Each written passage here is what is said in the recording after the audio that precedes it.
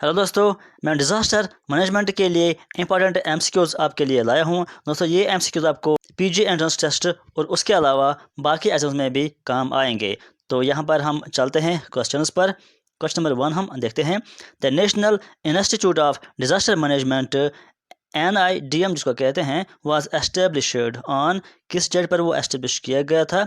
यहाँ पर आंसर है डी पार्ट यानी अगस्त 14 2004। दोस्तों, यहाँ पर जो आंसर्स हैं ये डिटेल्ड में आंसर्स हैं। इन सारे क्वेश्चंस के आंसर्स डिटेल्ड में यहाँ पर लिखे गए हैं। तो अगर आप इसको पूरा पढ़ना चाहते हैं तो आप मुझे कमेंट कीजिए, तो मैं आपको ये फाइल टेलीग्राम चैनल पर डाल दूंगा, आप इसको डिटेल्ड पढ़ सकते हो। तो हम यहाँ पर शॉर्ट में ही आंसर आपको बताएंगे।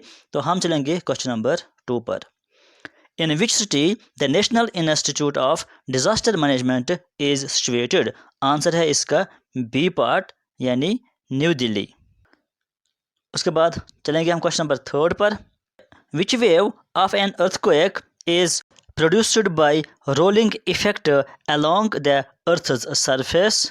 तो इसका आंसर सी है यानी एस वेव्स। उसके बाद क्वेश्चन नंबर 4।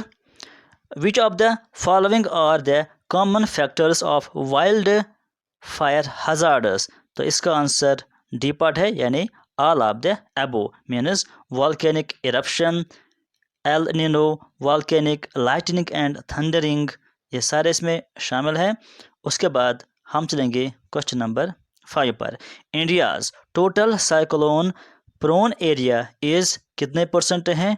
यहाँ पर दो ऑप्शंस हम देखते हैं और इसका जो आंसर है वो यहाँ पर है थर्ड पार्ट यानी 8%। उसके बाद हम चलेंगे क्वेश्चन नंबर 6 पर। Which method is widely used to measure flood variability? तो इसका आंसर है FFMI। क्वेश्चन नंबर 7 पर हम चलते हैं। How many steps are there in the disaster recovery process? तो इसका आंसर है डी पार्ट यानी 5। उसके बाद चलेंगे नेक्स्ट क्वेश्चन पर। Question number 8। To detect tsunami along the coast, coastal tidal gauges are placed dash kilometre away। इसका answer third है यानी 50 किलोमीटर। उसके बाद चलेंगे क्वेश्चन नंबर 9 पर। How many distinct types of actions are defined as part of disaster management? Answer D part है यानी 6।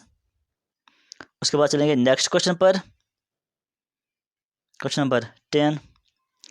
International day of natural disaster reduction is celebrated on, answer है C part यानी अक्टूबर 13। उसके बाद चलेंगे क्वेश्चन नंबर 11 पर। What is the location of the international tsunami information centre? तो इसका आंसर ए पार्ट है यानी होनोलुलु।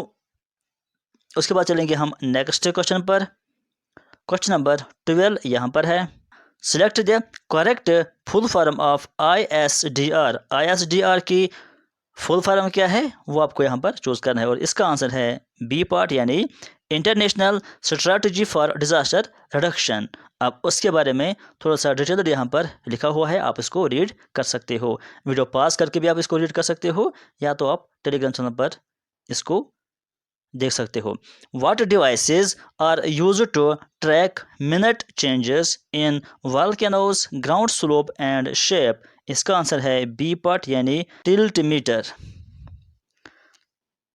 उसके बाद चलेंगे हम नेक्स्ट क्वेश्चन पर। क्वेश्चन 14 हम देखते हैं। Who released the first disaster management plan of India? Answer यहाँ पर डी है नरेंद्र मोदी। उसके बाद क्वेश्चन नंबर 15 यहाँ पर है। According to the Indian Meteorological Department, which storm is classified as a super cyclone when the wind blows at whatever speed? Answer है इसका above 220 किलोमीटर। उसके बाद question number 16। Which one of the following is not a natural disaster? Natural disaster कौन इनमें से नहीं है? यहाँ पर भी 3 ऑप्शंस और हैं, तो आंसर इसका है सी पार्ट यानी ब्लो आउट ये नेचुरल डिज़ास्टर नहीं है। दोस्तों ये थे कुछ इंपॉर्टेंट MCQs डिज़ास्टर मैनेजमेंट। इस वीडियो में फ़िलहाल इतना ही। Thank you.